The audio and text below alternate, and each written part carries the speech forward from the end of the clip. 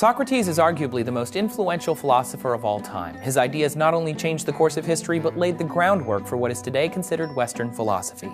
So who was Socrates?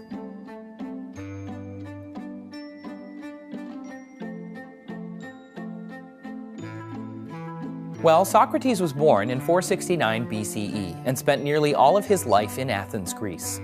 The city was then at the center of Greece's golden age, a time of rapid development and democratization. He was a soldier, then a stonecutter, before devoting his life to being a philosopher, which literally means lover of wisdom.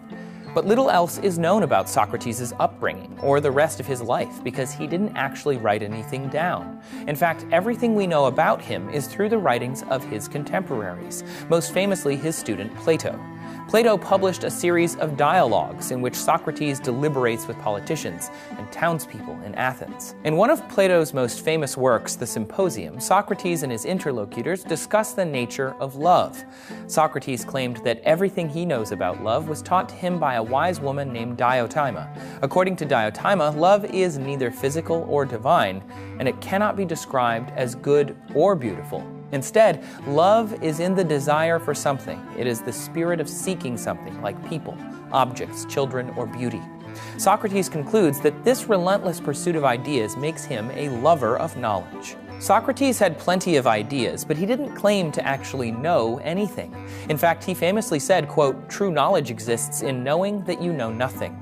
In an attempt to uproot ignorance, which he saw as a danger to society, Socrates acted as Athens' gadfly. That is, he went around the city pressing people on their beliefs, ultimately exposing that they knew nothing. This process of gradual questioning, more commonly known as the Socratic Method, is perhaps Socrates' greatest contribution to the academic world. It is used as a form of critical discussion in English and law classes, and its influence led to the invention of the scientific method, which is similarly based on challenging hypotheses in an attempt to question their validity. Socrates forced Athenian politicians and social elite to question their own truths, and in more than one instance publicly embarrassed them. He was also an open critic of the city's newly formed democracy, as he said it would ultimately lead to the election of tyrants. As you can imagine, this didn't go over well in Athens, and Socrates was very unpopular.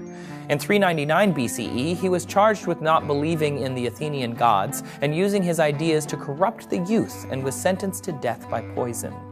But Socrates didn't resist the verdict, as it was part of the social contract he had tacitly accepted by being a citizen of Athens.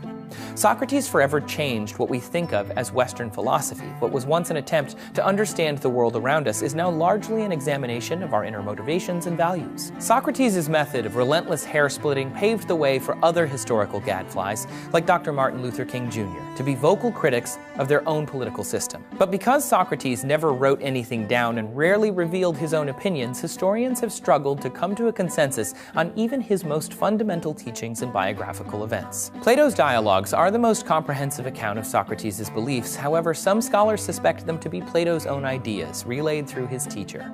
To this day, it is still unclear whether we really know anything about Socrates at all. We can't do episodes like this without help from our sponsors. This episode was brought to you by K Jewelers. For 100 years, every kiss begins with K. As an intellectual center for philosophers, Athens, Greece played a pivotal role in the rise of Western philosophy. But has Greece remained an influential country in the world? Exactly how powerful is Greece? Find out in this video. Most of the economy is based on the service sector, as well as merchant shipping and tourism. Greece's important past and large number of UNESCO World Heritage Sites make it an extremely lucrative tourist destination. Tourism brings in roughly 15% of the country's total GDP. Thanks for watching Seeker Daily. Don't forget to like and subscribe for new videos every day.